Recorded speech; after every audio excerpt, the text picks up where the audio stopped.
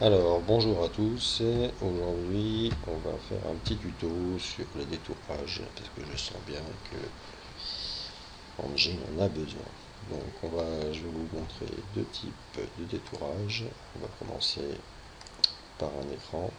Alors, cet exemple-là, je pourrais facilement prendre la baguette magique et puis dégager le blanc, mais j'aurais pas des contours forcément très propres avec mes angles. Et puis là, ce qui peut m'intéresser, c'est de faire deux détourages distincts. Donc je commence par dupliquer mon arrière-plan et on va attaquer à la plume. Donc avec la plume, et ben c'est simple, je zoome, je fais un deuxième point d'ancrage. Là ce qui va m'intéresser, c'est de prendre que la partie de l'écran qui m'intéresse. Voilà. Avec Alt, je reprends ma flèche et je la remets dans le bon sens. Voilà.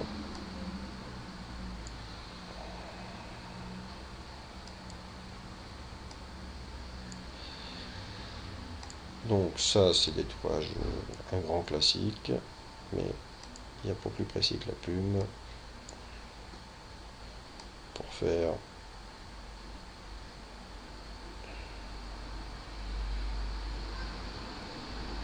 les angles. Je reprends tout droit, voilà.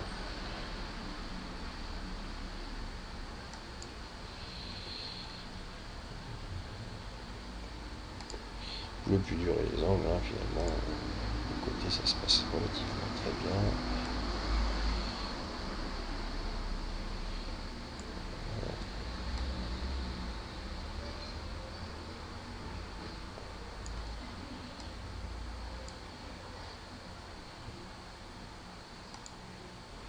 Sachant que quand on veut être pointilleux, on peut toujours revenir en arrière. Dans le menu plume, il y a un outil suppression de point d'ancrage si on veut.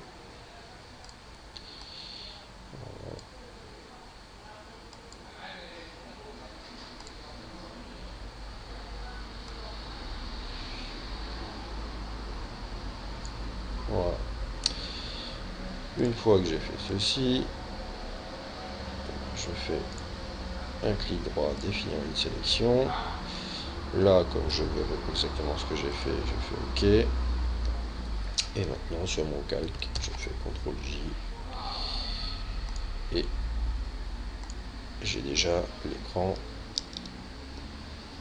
global. Le pied ne m'intéressait pas, parce que admettons que je veuille rajouter une image dans cet écran. Et bien maintenant, je vais détourer l'intérieur de mon écran. On va vous zoomer autant que vous avez besoin.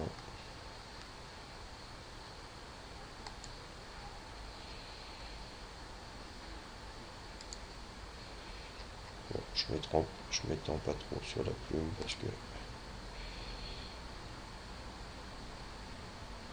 il n'y a pas de secret. La plume, c'est en l'utilisant qu'on devient de plus en plus à l'aise, sinon ça ne viendra pas tout seul, ça c'est sûr.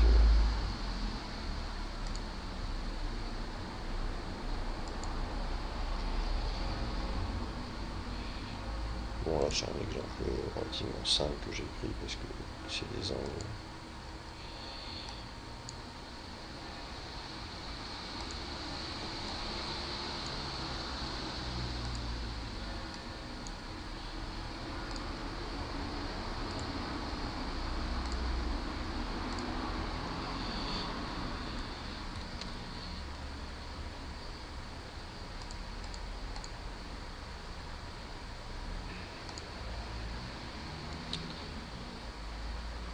Voilà, alors là je viens de faire une petite bêtise, donc je vais faire un CTRL ALT Z parce que ce qui m'intéressait c'était de garder l'écran.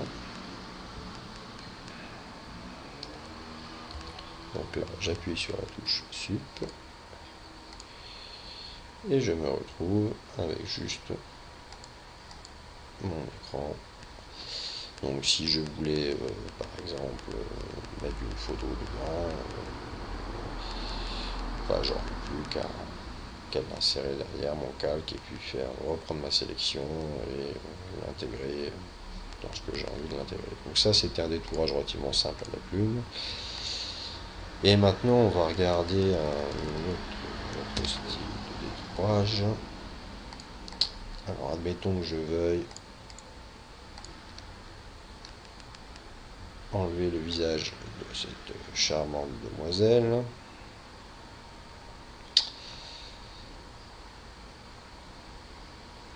Voilà. Donc, c'est pas ce que je voulais faire. Voilà.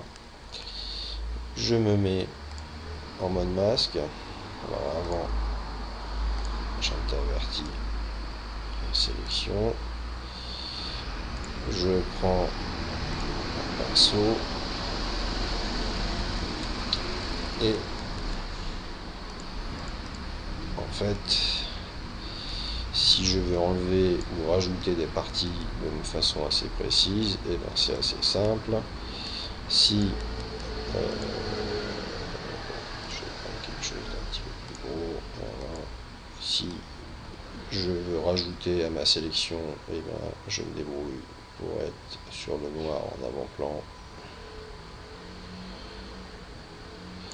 Et si je veux enlever de ma sélection, je me mets sur le blanc. Voilà. Jusque là c'est relativement assez simple. Voilà. Alors, admettons, je peux prendre les sourcils de la demoiselle. Voilà.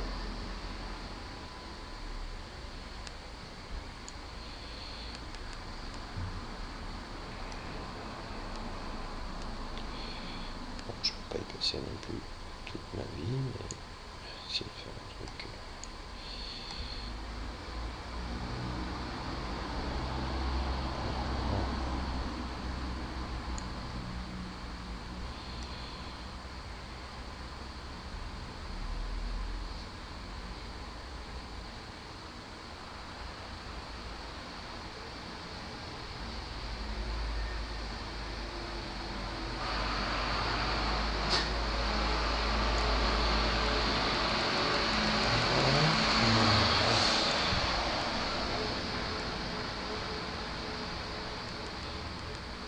Je vais faire un truc à la barbare.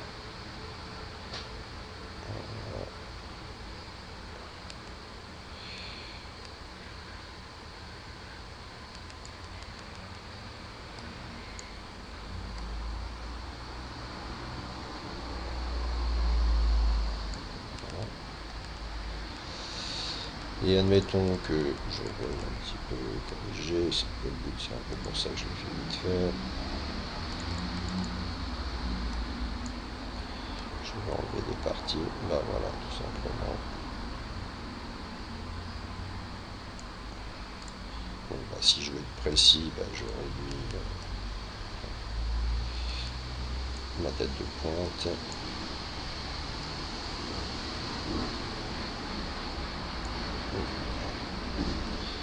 Puis bah, après je peux faire ça, ça peut prendre beaucoup de temps, comme ça peut être très rapide. Mettons je veux enlever ce que j'ai fait dessus, bah, je vais tout simplement passer comme ça.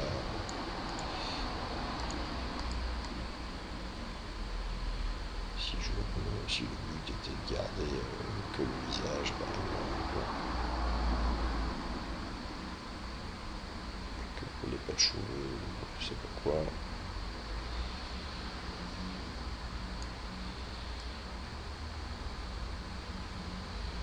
Ni l'oreille, parce qu'elle a les oreilles pointues. Voilà. Enfin bref, après vous avez compris le principe.